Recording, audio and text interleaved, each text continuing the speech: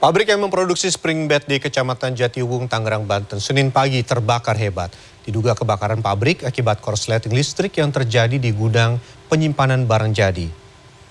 Banyaknya bahan yang mudah terbakar seperti busa, lem, dan lateks membuat api dengan cepat membesar hingga meludeskan 3 bangunan gedung yang berada di dalam pabrik.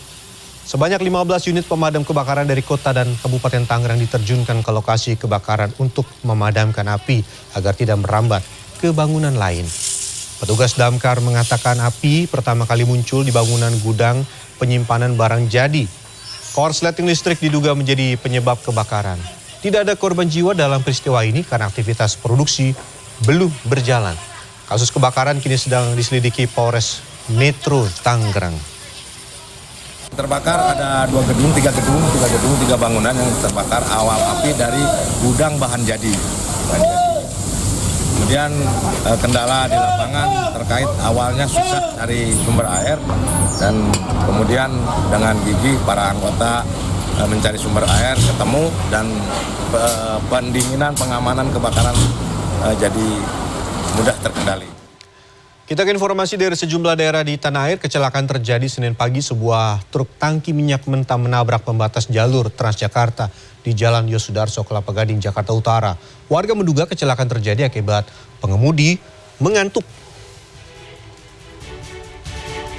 Truk tangki bermuatan minyak mentah ini mengalami kerusakan pada bagian depan setelah menabrak beton pembatas bus Transjakarta di Jalan Yosudarso, Kelapa Gading, Jakarta Utara, Senin pagi.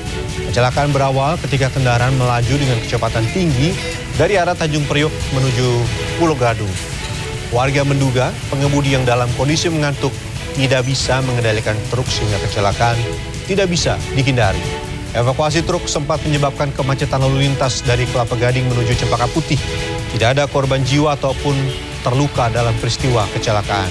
Truk naas dievakuasi unit Laka Lantas Jakarta Utara untuk dilakukan penyelidikan.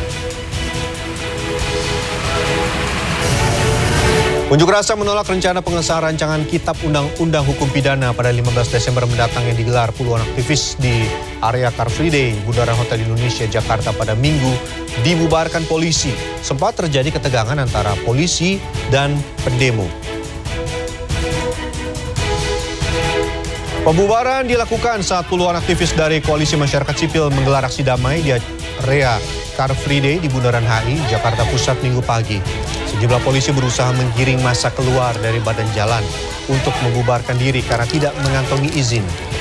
Sempat terjadi ketegangan saat massa menolak dibubarkan. Pengunjuk rasa menolak rencana pengesahan draft RKUHP oleh DPR pada 15 Desember nanti. Massa menilai penerapan KUHP semakin membungkam kebebasan berpendapat, terlebih dengan diterapkannya sejumlah pasal karet yang dapat menjerat masyarakat dengan mudah ranah pidana. Massa mengancam akan melakukan aksi lanjutan hingga DPR membatalkan rencana pengesahan RKUHP.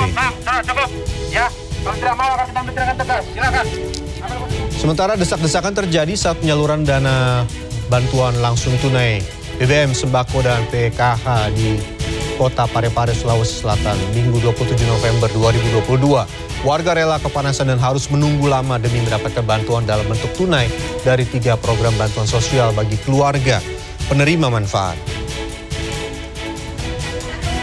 Inilah suasana di kantor pos Parepare, Sulawesi Selatan yang dipadati warga lantaran sedang antre menerima BLT, BBM, sembako, dan PKH pada Minggu pagi yang disalurkan per triwulan.